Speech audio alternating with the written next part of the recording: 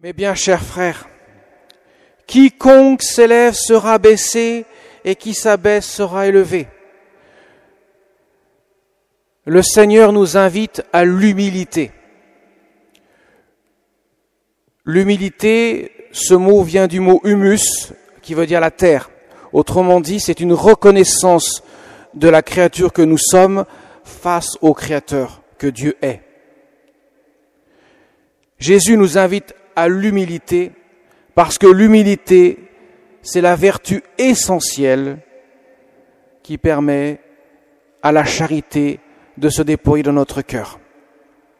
Le curé d'Ars recommandait souvent à ses paroissiens de demander de l'humilité au bon Dieu, demander à que nous puissions exercer l'humilité. Mais il faut bien s'entendre sur ce qu'est l'humilité.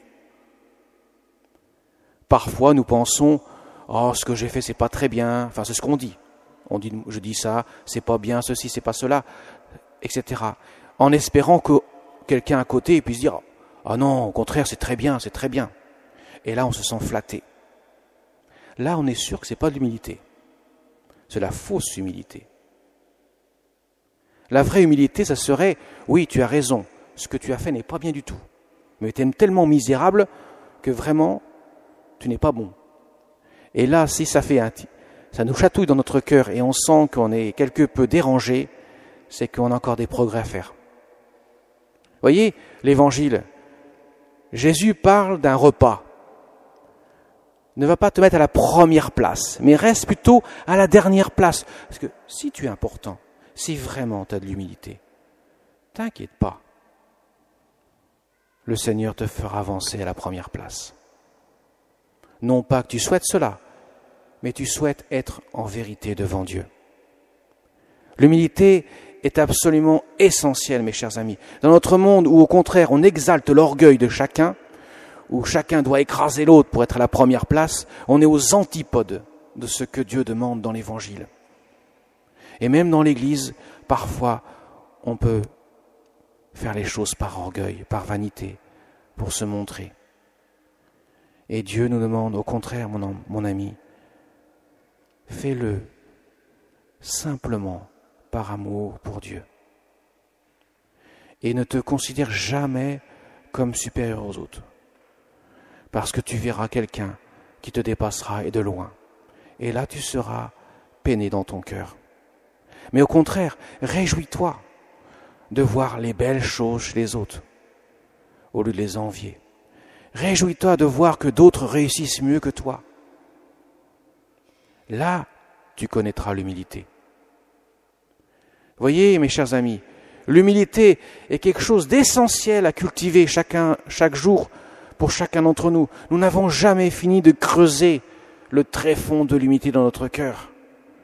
Et là, soyez-en sûrs, plus nous sommes humbles, plus nous serons heureux de ce que nous sommes. Moins nous sommes humbles, plus nous sommes orgueilleux, et moins nous sommes satisfaits de nous-mêmes. Parce que notre cœur est fait pour être rempli de l'amour de Dieu.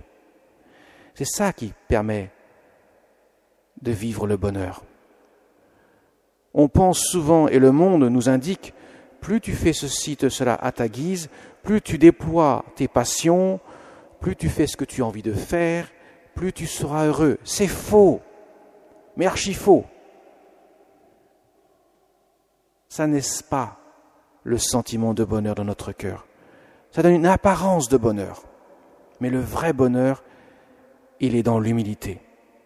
La Sainte Vierge Marie, elle renvoie tout à Dieu. Elle sait qu'elle est la personne la plus élevée qui soit parmi les hommes, parmi les personnes humaines. La seule personne qui la dépasse, c'est une personne divine, son Fils bien-aimé. Mais elle ne renvoie pas du tout à elle-même. Elle ne cultive aucun sentiment de suffisance. Elle dit « Je ne suis rien. Je ne suis que la servante du Seigneur. Tout ce que je suis, c'est le Seigneur qui l'a fait pour moi. Le Seigneur fit pour moi des merveilles, saint est son nom. » C'est là que la Vierge Marie est grande dans son cœur. Et c'est là qu'elle a un bonheur indicible, parce qu'elle sait toute chose en Dieu et en Dieu seul. Rien de ce qu'elle est, de ce qu'elle fait, de ce qu'elle a, n'est sans Dieu. Vous voyez, l'humilité est essentielle pour un chrétien, parce que c'est la porte qui s'ouvre de notre cœur à l'amour de Dieu.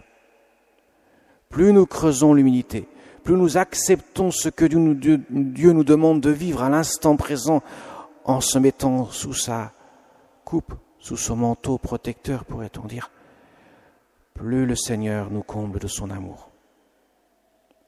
Vous savez, l'acceptation du présent, l'acceptation de l'instant présent, l'acceptation de ce que nous vivons à l'instant, aussi bien les choses bonnes, mais aussi les choses mauvaises. Non pas que Dieu veut que nous réjouissions des choses mauvaises, mais Dieu veut que nous puissions nous appuyer sur lui humblement, sur son cœur, pour que nous puissions les vivre dans la foi.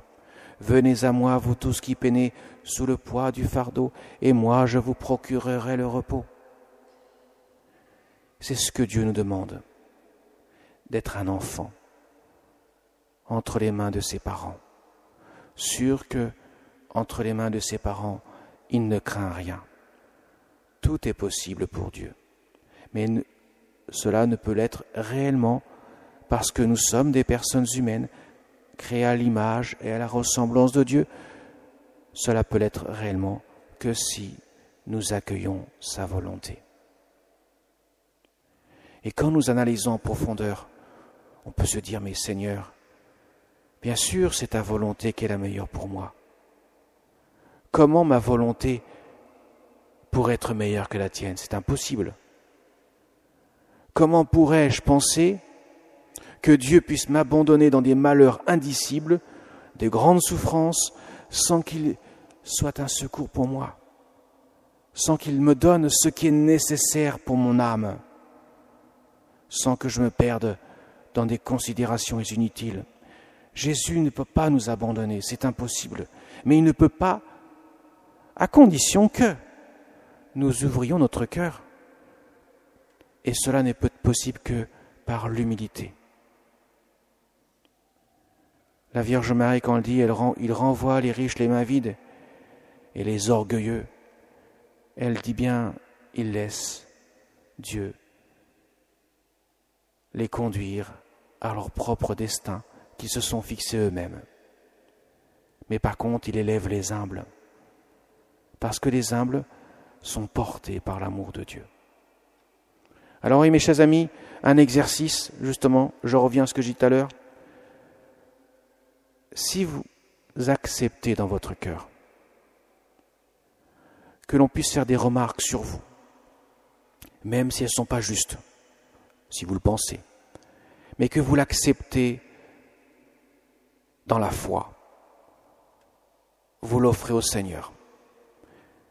Si vous ne vous mettez pas en colère, en rébellion, et envoyez paître celui qui vous l'a dit, mais au contraire, vous l'acceptez dans votre cœur, comme un moyen de grandir dans l'humilité, même si c'est injuste.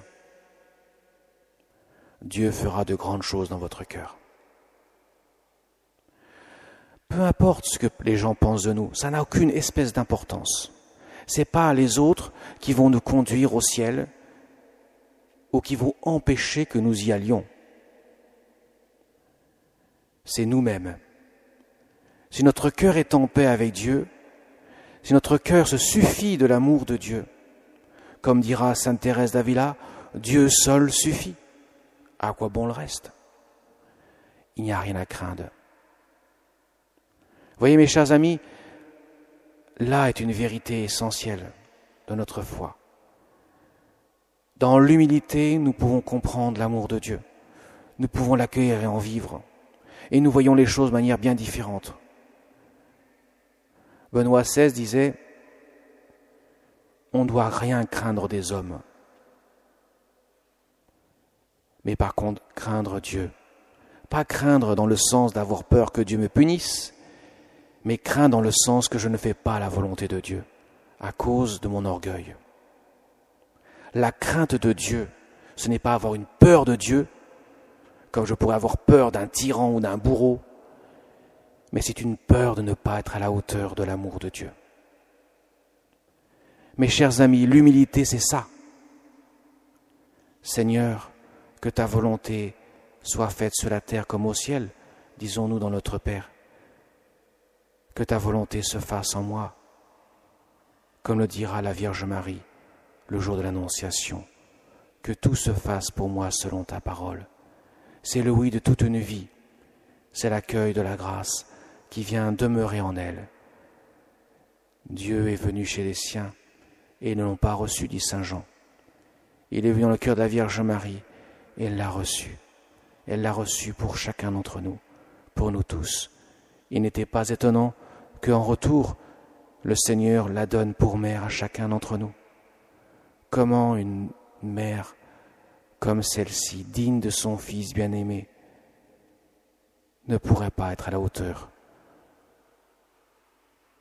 pour chacun d'entre nous. Alors, mes chers amis, ouvrons notre cœur, demandons à la Vierge Marie de nous aider vraiment à progresser dans l'humilité, à accepter toute chose, même si Dieu ne les veut pas en tant que telles, mais il veut que nous puissions les vivre dans la foi. Car sachons que le mal est vaincu par la croix du Seigneur. Même s'il apparaît triomphant en ce bas monde, ne l'oublions pas, lorsque Jésus était sur la croix, le mal paraissait triompher et il a été vaincu. Là où on pensait qu'il devenait le vainqueur, c'est là qu'il a été terrassé. Il en sera de même pour la Sainte Église de Dieu, car là où est passé le Maître, là passera le serviteur. Comment peut-on penser que l'Église pourrait triompher sur terre sans que nous passions par le mystère de la croix? C'est impossible. Il n'y a pas de dimanche de Pâques sans vendredi saint. Et pourquoi cela? Parce qu'il n'y a pas d'accueil d'amour de Dieu sans commencer par faire des renoncements à notre volonté pour que celle de Dieu puisse vivre en nous. Comme dira saint Paul aux Galates, et c'est ce qu'a fait la Vierge Marie toute sa vie, ce n'est plus moi qui vis, c'est le Christ qui vit en moi. Amen.